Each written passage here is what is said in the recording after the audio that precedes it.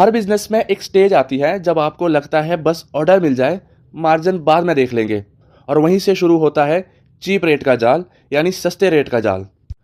अमित जो कि एक यंग डीलर था, फास्ट ग्रो कर रहा था, मार्केट में नाम बन रहा था। बट फिर क्या होता है, एक और नया कंपटीटर मार्केट में एंट्री कर गया। उसके रेट कम, डिलीवरी फास्ट और प्रॉमिस बड़े। मार्केट में हवा चलने लगी।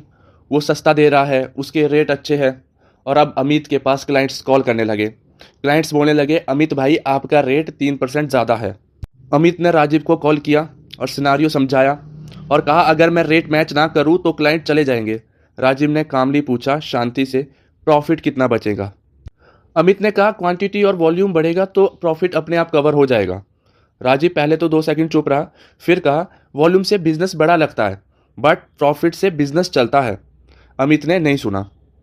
अमित ने रेट कम कर दिया, ऑर्डर्स बढ़ गए, warehouse busy, phone busy, movement fast होगी। उसको लगा कि उसने गेम जीत लिया। बट जो रियलिटी है वो स्लो मोशन में सामने आई। कैश फ्लो टाइट हुआ, staff over time, transport cost high, returns ज़्यादा इंक्रीज हो गया और सबसे डेंजरस चीज़ स्ट्रेस। फिर एक दिन अमित ने कैलकुलेशन की। रेवेन्यू बढ़ा था बट प्रॉफिट ऑलमोस्ट ज़ीरो। फिर उसने राजीव को कॉल किया और कहा कि राजीव भाई काम तो बहुत बढ़ गया है लेकिन पैसा नहीं बच रहा। राजीव ने सिर्फ एक लाइन बोली कि अमित भाई तुम डील जीत गए पर सिस्टम हार गए। मैंने तुम्हें कहा था क्वांटिटी और वॉल्यूम से बिजनेस नहीं चलता, बिजनेस प्रॉफिट से चलता है। चीप रेट का मतलब सिर्फ कम मार्जिन नहीं होता। चीप रेट का मतलब होता है आप अपनी वैल्यू कम कर रहे हो, आप क्लाइंट को प्राइस सेंसिटिव बना रहे हो, आप अपने बिजनेस को रेस में डाल रहे हो। और रेस में सबसे पहले थकता कौन है? जिसके पास स्ट्रक्चर कम होता है। फिर अमित ने क्लाइंट को कॉल किया, सर मैं रेट मैच नहीं कर पाऊंगा पर मैं डिलीवरी और सर्विस गारंटी करता हूँ। और अब यहाँ पर 2 क्लाइंट अमित के चले गए पर जो रुक गए उन्होंने वैल्यू देखी। 6 महीने बाद प्रॉफिट स्टेबल, स्ट्रेस कम, ग्रोथ स्लो पर हेल्दी।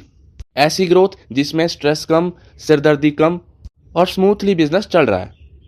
कभी कभी हम सोचते हैं क्लाइंट चला गया तो, पर असली सवाल ये है अगर क्लाइंट सिर्फ रेट पे टिका है तो क्या वो कभी लॉयल होगा?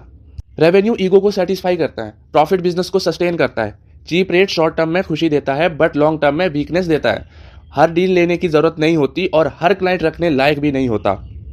बिजनेस में सबसे डेंजरस कंपटीशन प्राइस का नहीं होता, सबसे डेंजरस कंपटीशन होता है जब आप अपनी वैल्यू खुद कम कर देते हो। तो आज आपने देखा कि चीप रेट का जाल क्या होता है और स्ट्रक्चर कितना ज़रूरी होता है।